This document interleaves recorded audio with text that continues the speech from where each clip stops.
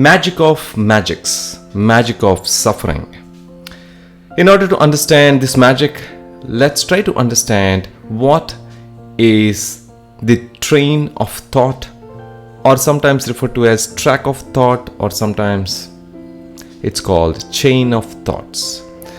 So this train of thoughts refers to the interconnection in the sequence of ideas which leads from one idea to another idea.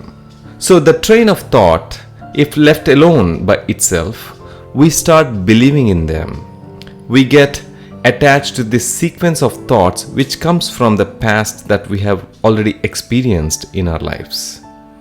The more you believe in these thoughts, the more suffering it causes.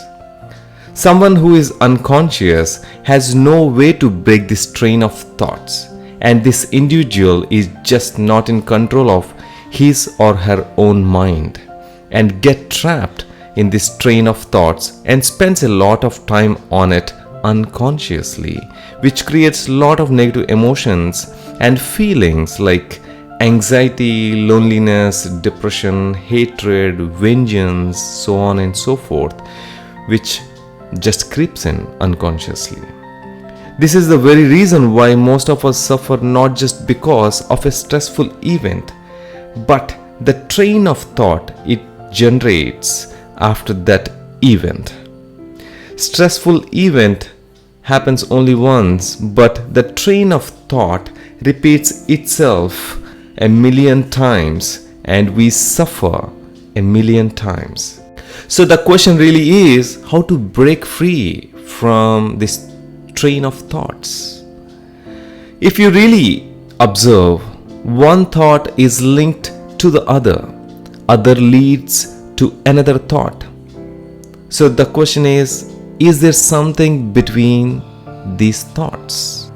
There is a small gap between the previous thought and the next thought. If you are unconscious, you cannot find this gap between thoughts. But if you are conscious and just try to watch the train of thoughts like a movie by not getting attached to it or indulge in it, or think about what is that you could do in actions with the thought that got generated. Once you get involved in it, you are trapped. So the only way you get out of this trap is to watch the thought as it passes by rather than indulging in it and feeding food for thought. This is the gap that's critical to break the chain of thoughts. Once you identify this gap, be there with the gap as much as you can and observe the gap. Gap is nothing but a small time interval that will be present between one thought to the other thought. This gap neither represents past nor future. This represents the present moment. This is where you are in touch with yourself, being pleasant, being harmonious, and being in sync with cosmos. With practice, this gap widens and the nagging thoughts will slowly lose its strength and slowly fades away, and the gap widens. The more wider the gap is, it means that you're living in the present moment for more time, living and throbbing. This has to be practiced daily through meditation, otherwise you will again go back to the vicious cycle of train of thoughts leading to negative emotions. Many of us can't even sleep properly for this very reason, as they get stuck with the train of thoughts for hours and hours, and they spend their nights by thinking about these train of thoughts and overindulging in it.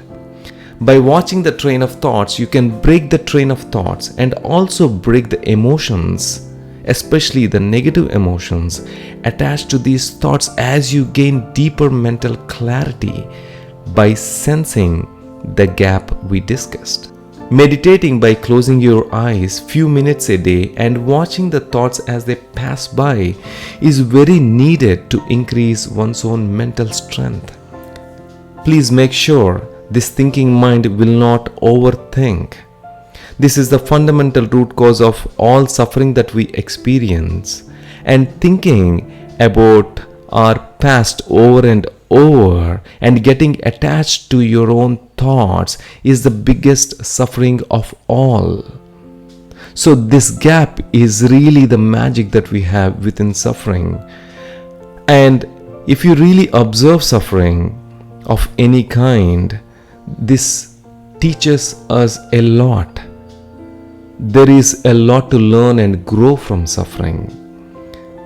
So the art of decision making comes out of suffering. When somebody is pushed to the corner, there is no way out, and you try to build choices in your life rather than being compulsive. Also, suffering teaches us the power of visualization. When you're anticipating a stressful event, just try to visualize that stressful event as if it already got realized and that became the reality.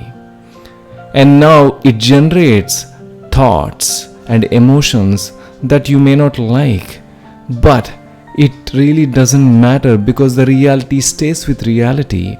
And now all you could do is accept those emotions that are triggered once you try to visualize a stressful event. And when the actual event really occurs, if it happens, then you're in a state of mind to really accept that stressful event and calm your emotions and do whatever the best you can do by situationally being present in that situation. Suffering also teaches us to be compassionate in life and to show or feel deeply for another person as they experience the ups and downs associated with their own life. Also, suffering teaches us to show gratitude for one's own life that was given to us without even asking anybody.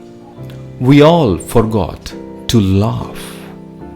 Laugh is very, very essential to counter suffering. Laughter yoga is a modern exercise involving prolonged voluntary laughter. This type of yoga is based on the belief that voluntary laughter provides similar physiological and psychological benefits as spontaneous laughter. It is usually done in groups with eye contact and much playfulness between participants. So this type of yoga is absolutely necessary. During difficult times, we need to be creative and try to find our ways out of suffering. Please make sure this thinking mind will not overthink. This is the fundamental root cause of all suffering that we experience. So break free from the cage that you have built in your mind. Come out of it like a bird coming out of the cage and happily flying and enjoying this beautiful nature. Live your life without suffering and be joyful. Live your life to the fullest. Happy living.